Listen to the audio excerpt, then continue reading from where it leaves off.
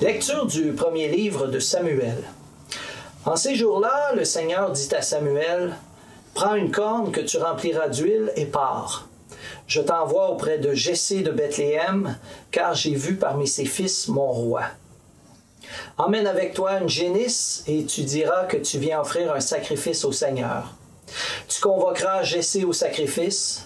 Je t'indiquerai moi-même ce que tu dois faire et tu me consacreras par l'onction celui que je te désignerai. » Samuel fit ce qu'avait dit le Seigneur. Il purifia Jessé et ses fils et les convoqua au sacrifice. Lorsqu'ils arrivèrent et que Samuel aperçut Éliab, il se dit, « Sûrement c'est lui le Messie, lui qui recevra l'onction du Seigneur. » Mais le Seigneur dit à Samuel, « Ne considère pas son apparence ni sa haute taille, car je l'ai écarté. » Dieu ne regarde pas comme les hommes. Les hommes regardent l'apparence, mais le Seigneur regarde le cœur.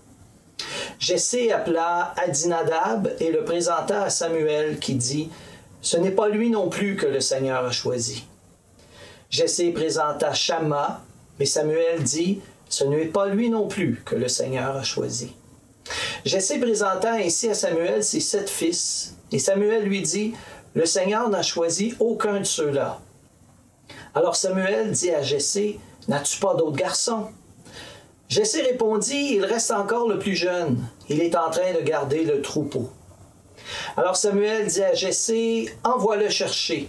Nous ne nous mettrons pas à table tant qu'il ne sera pas arrivé. » Jessé le fit donc venir. Le garçon était roux, il avait de beaux yeux, il était beau. Le Seigneur dit alors, « Lève-toi, donne-lui l'onction, c'est lui. » Samuel prit la corne pleine d'huile et lui donna l'onction au milieu de ses frères. L'Esprit du Seigneur s'empara de David à partir de ce jour-là.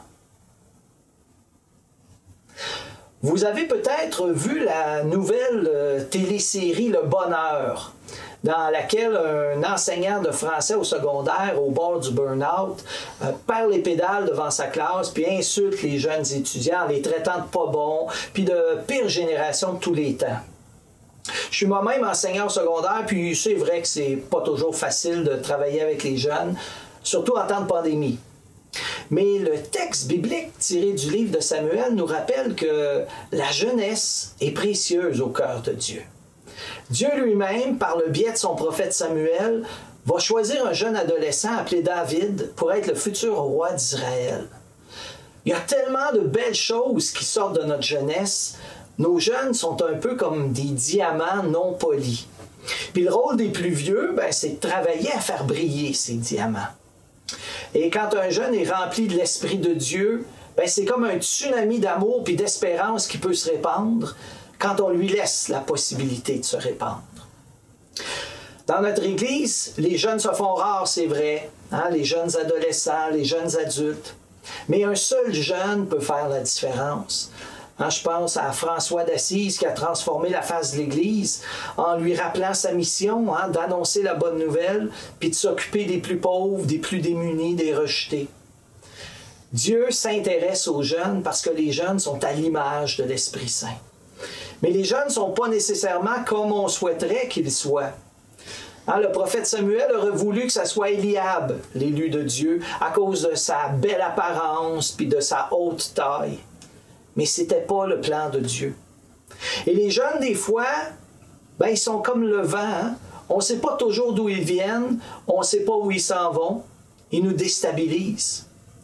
Un jeune que l'Esprit Saint a envahi, qui passe dans notre vie, c'est comme un grand vent.